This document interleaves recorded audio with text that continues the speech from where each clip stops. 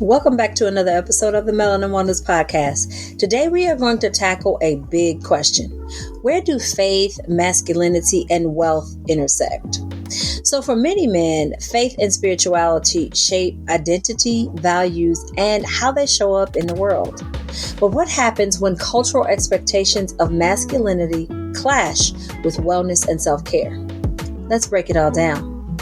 But before we jump in, thank you to the men who are willing to sit with the hard questions about faith, masculinity, and wellness, and who are brave enough to explore how all three connect. And thank you to the women in the communities holding space for these conversations, reminding the men in their lives that faith and strength can walk hand in hand with self-care. I'm grateful that we get to unpack this together. All right, y'all. So faith provides community, purpose, and grounding for many. It influences how men handle stress, relationships, and health choices. But sometimes cultural or religious teachings around masculinity can make vulnerability, rest, or seeking help seem like a weakness, when in reality, these practices are a part of the true strength. Many of us know that faith and religion can be incredible sources of strength and support. For many men, their faith community is a built-in support system, offering a sense of belonging and purpose. And it provides a moral framework and a community that shares the same values. This can be a huge protective factor against things like loneliness and despair. It's a place to feel grounded when the world feels chaotic, much like it does today. However, it can also be a tricky dynamic because men say that they feel the pressure to be invincible even within their faith communities. Wellness practices like meditation therapy or even plant-based eating may feel unmasculine or unnecessary, and in some cases have been demonized and labeled as non-faith practices, which discourages many from using these tools. Faith leaders often emphasize spiritual strength, but may overlook emotional and physical health, often suggesting that the only answer to any issue is prayer. Now, I can tell you guys from experience that I've witnessed this. I grew up in a Pentecostal-based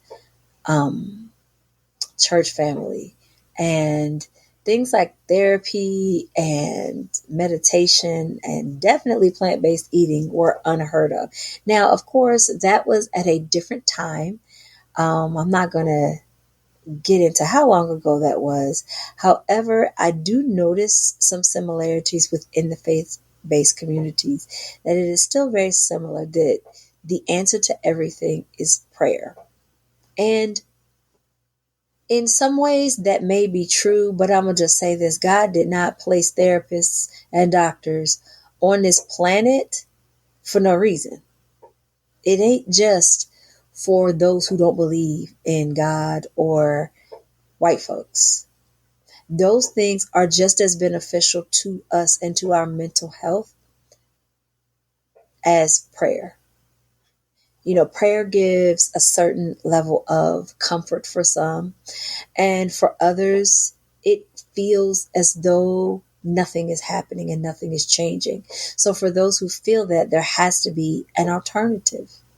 This may be an unpopular opinion. However, it is the reality of the world in which we live today. Now, certain interpretations of masculinity within some religious and cultural teachings can create a toxic environment for mental health. They might promote the idea of the stoic, unshakable man who is a provider and a protector at all times, someone who never shows a crack in his armor. This can lead to the belief that one vulnerability is a lack of faith.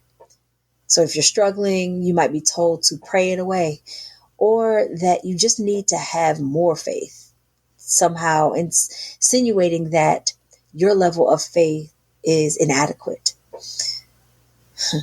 This dismissiveness, it dismisses real, valid feelings and the need for professional help.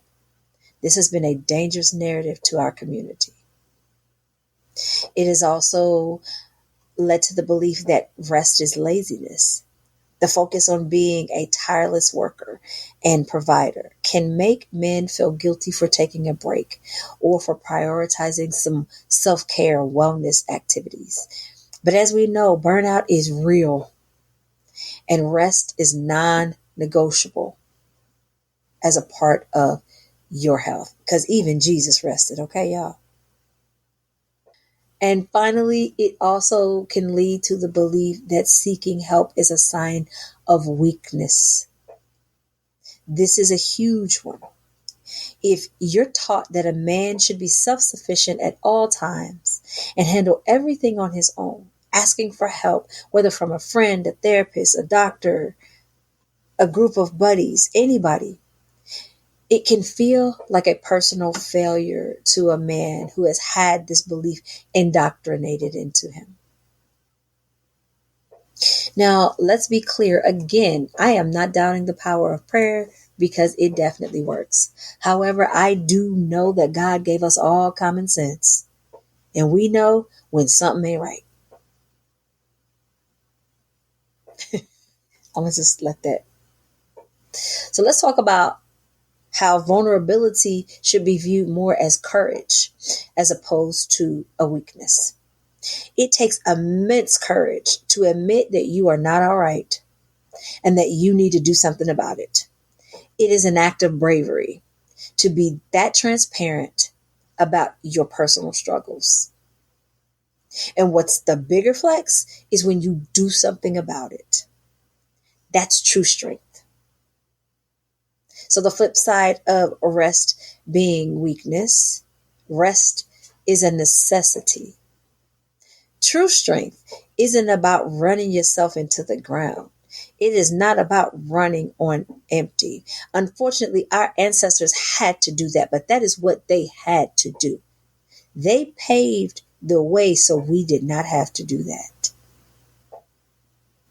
Rest is about knowing your limits and taking care of yourself so that you can continue to be here for the long haul for the ones that you love.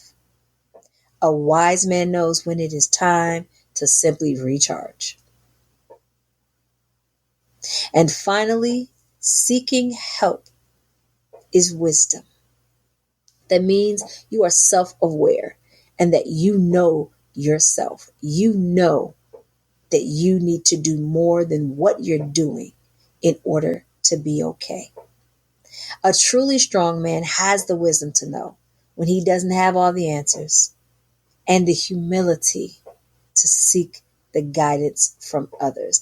That is not a weakness because don't nobody walking this earth know everything. Period. They don't. Being able to acknowledge that you don't know and acknowledge that you need to do something different to get some help, that's real strength. That's real wisdom. And it doesn't mean that you've given up because you've sought therapy. No, those folks have a particular set of skills.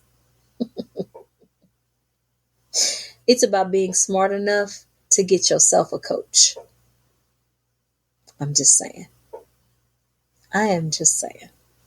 All right, let's find a little bit of alignment here. The truth is, faith and wellness are deeply connected. They really are. Caring for your body and mind is stewardship, an act of honoring yourself and your higher power, whatever that is for you. Here's some ways that you can align those: faith, masculinity, and wellness. So you can see self-care as spiritual care. Again, we talk about this all the time. You cannot show up fully if you have not taken care of yourself. So to be in the space you want to be spiritually, you can't be there on an empty cup. Make sure that you're refining your strength as balance, not burnout, because you want to be able to be an example of what it looks like to be a man of faith, but who also takes care of himself, striking that balance as well as being a man who takes care of and provides for his family. All of that takes some balance. You can't do that from a state of burnout. Use your faith practices. Fall in on it. Lean in on it. Your prayer, your fellowship. Toss in your meditations.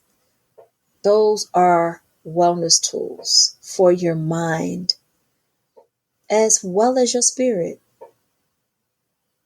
And finally, we're going to challenge the outdated norms in community spaces and create room for holistic conversations. Some of the strongest faith-based men that I know understand that this is all holistic, be it wellness, be it faith, be it physical wellness, all of it. It's all holistic. Now, as we wrap up today, I want to leave you with this. Faith, masculinity, and wellness aren't in competition. They are threads of the same fabric. True strength isn't just in the physical body, the physical fitness. It is in the spirit and the willingness to care for yourself in a way that honors the life that you have been given. My hope is that today's conversation reminds you that choosing wellness doesn't take away from your masculinity or your faith. It deepens it. Thank you for walking this journey with me. And let's keep having these conversations, family. Until our next episode.